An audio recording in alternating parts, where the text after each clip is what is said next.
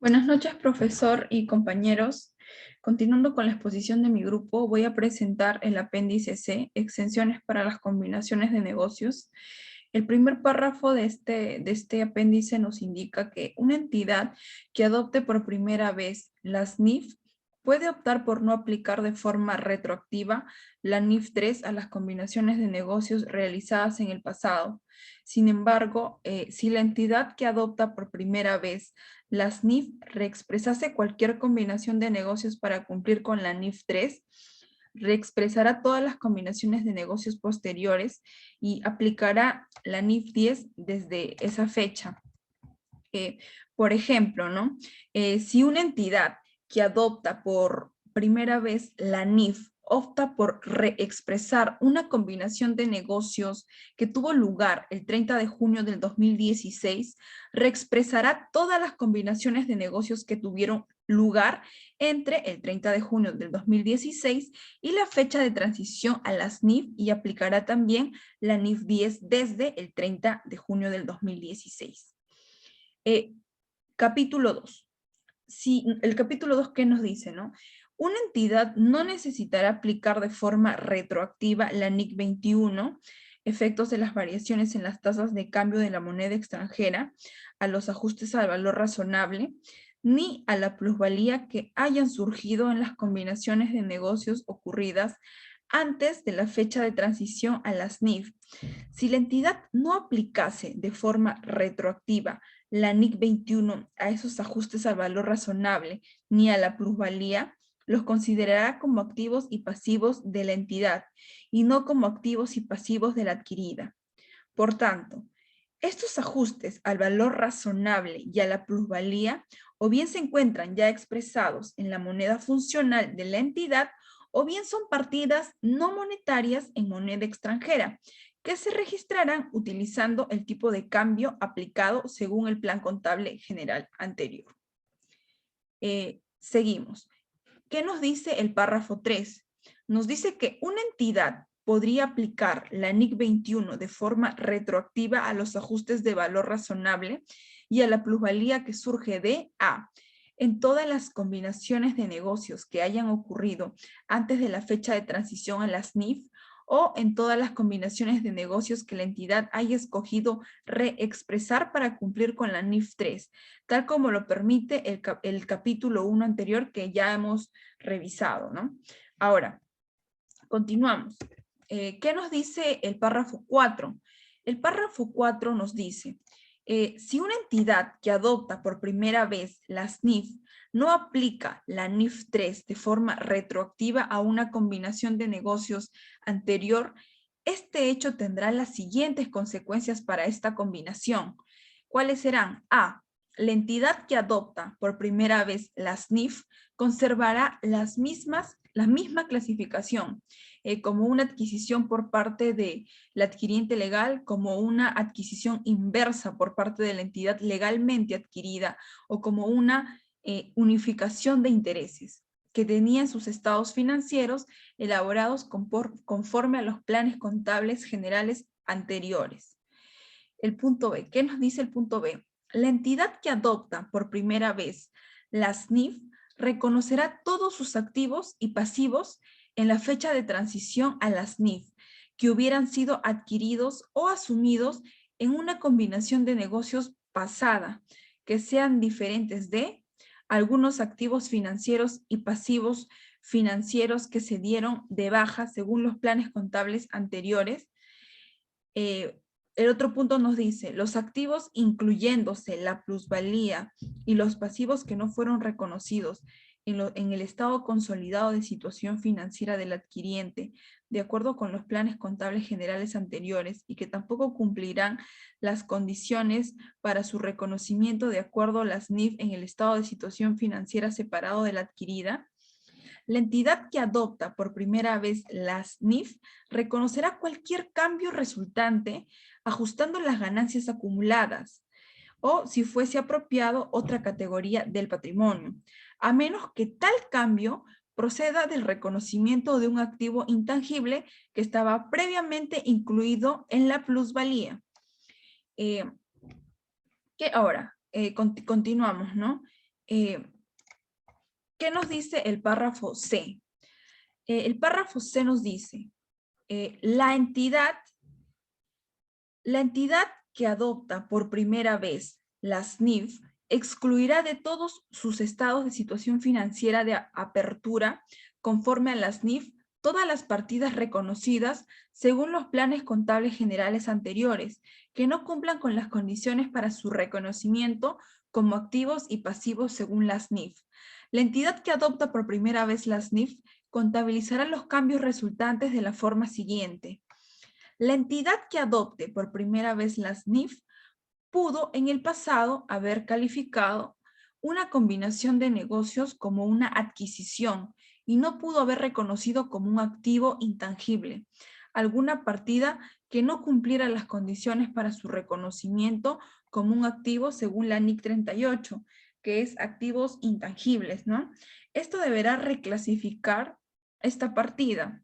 Y si fuese el caso, las participaciones no controladoras y los impuestos diferidos correspondientes, como parte de la plusvalía, a menos que hubiera deducido la plusvalía conforme a los planes contables generales anteriores directamente del patrimonio. La entidad que adopta por primera vez las NIF reconocerá en las ganancias acumuladas todos los demás cambios resultantes. Siguiente. ¿Qué nos dice el párrafo D? Las NIF que requieren una medición posterior de algunos activos y pasivos utilizando una base de diferencia, una base de diferencia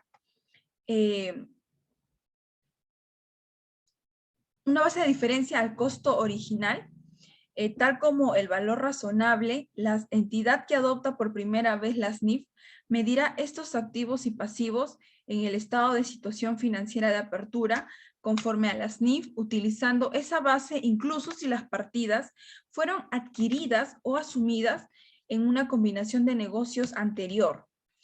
Siguiente, ¿qué nos dice el párrafo E?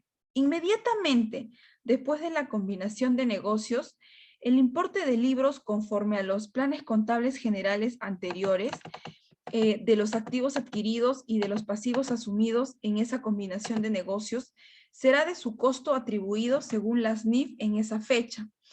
Si las NIF requieren en una fecha posterior una medición basada en el costo de activos y pasivos, este costo atribuido será base de la depreciación y amortización basada en el costo, a partir de la fecha de la combinación de negocios.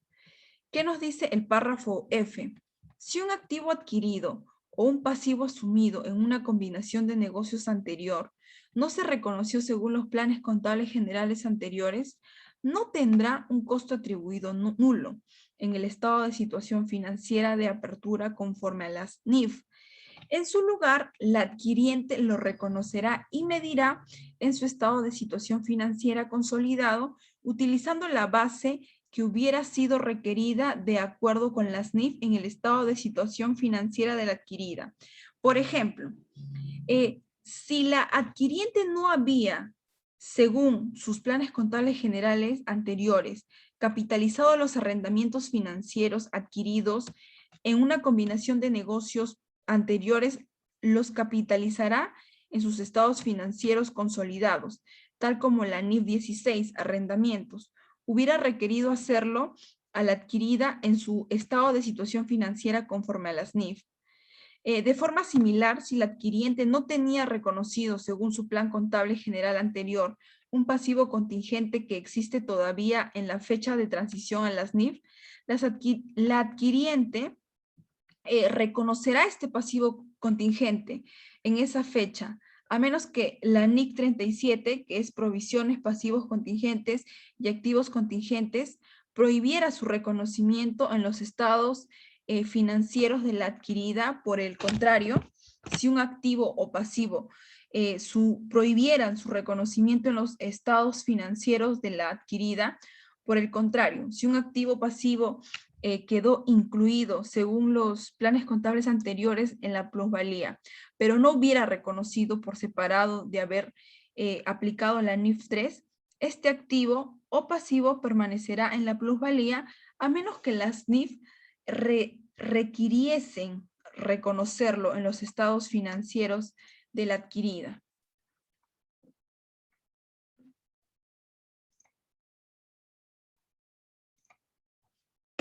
Siguiente, capítulo G. El importe en libros de la plusvalía en su estado de situación financiera de apertura conforme a las NIF será su importe en libros en la fecha de transición a las NIF según los planes contables generales anteriores. ¿Qué nos dice, no? Si fuera requerido en el punto I del apartado C anterior, la entidad que adopta por primera vez las NIF incrementará el importe en libros de la plusvalía cuando proceda a reclasificar esta partida que reconoció como un activo intangible según los planes contables anteriores. De forma similar, si el apartado F anterior requiere que la entidad que adopta por primera vez la NIF reconozca un activo intangible que quedó incluido en la plusvalía, reconocido según los planes contables anteriores, procederá a reducir en consecuencia el importe en libros de la plusvalía, y si fuera el caso, ajustar las participaciones no controladoras y los impuestos diferidos. El punto 2. Con independencia de si existe alguna indicación de deterioro del valor de la plusvalía, la entidad que adopta por primera vez las NIF aplicará la NIC 36 para comprobar en la fecha de transición a las NIF si la plusvalía ha sufrido algún deterioro de su valor y para reconocer en su caso la pérdida por deterioro resultante mediante un ajuste a las ganancias acumuladas. La comprobación del deterioro se basará en las condiciones existentes en la fecha de transición a las NIF. Párrafo H. No se practicará en la fecha de transición a las NIF ningún otro ajuste en el importe en libros en la plusvalía. ¿Qué nos dice? Para incluir una partida de investigación y desarrollo en proceso adquirida en esa combinación de negocios, a menos que el intangible correspondiente cumpliera las condiciones para su reconocimiento según la NIC 38 en el estado de situación financiera de la adquirida. Punto 2. Para ajustar la amortización de la plusvalía realizada con anterioridad. Punto 3. Para revertir ajustes de la plusvalía no permitidos por la NIF 3, pero practicados según los planes contables anteriores que procedan los ajustes a los activos y pasivos entre la fecha de la combinación de negocios y la fecha de transición a las NIF. ¿Qué nos dice el párrafo I? El inciso I, si de acuerdo con los planes contables anteriores, una entidad que adopta por primera vez la NIF reconoció la plusvalía como una reducción del patrimonio, punto I, no reconocerá esa plusvalía en sus estados de situaciones financieras de apertura conforme a las NIF. Además, no reclasificará esta plusvalía al resultado del periodo si dispone de la subdiaria o si la inversión en esta sufriera un deterioro de valor. Siguiente. Los ajustes que se deriven de la resolución posterior de una contingencia que afecte a la contraprestación de la compra se reconocerán en ganancias acumuladas.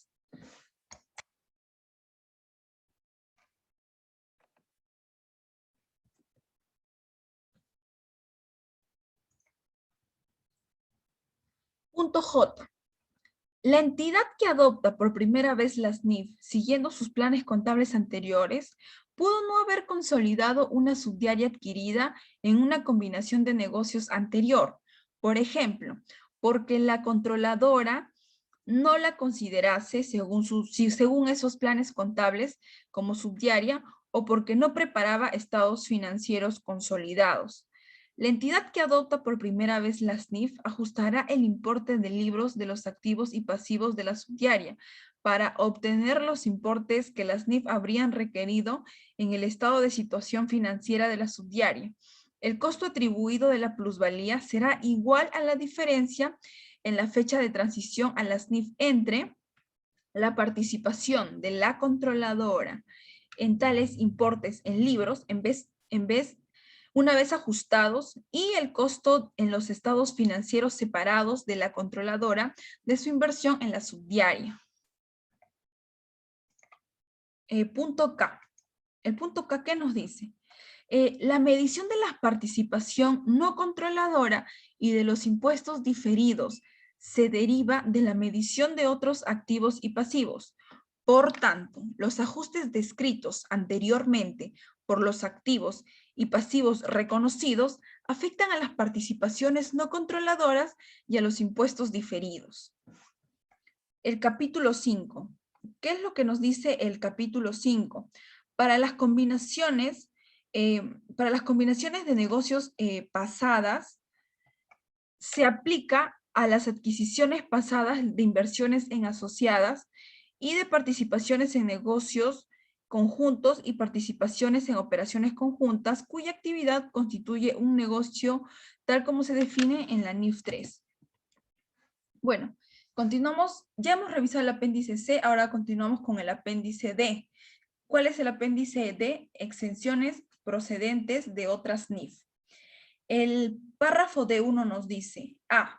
Transacciones con pagos basados en acciones.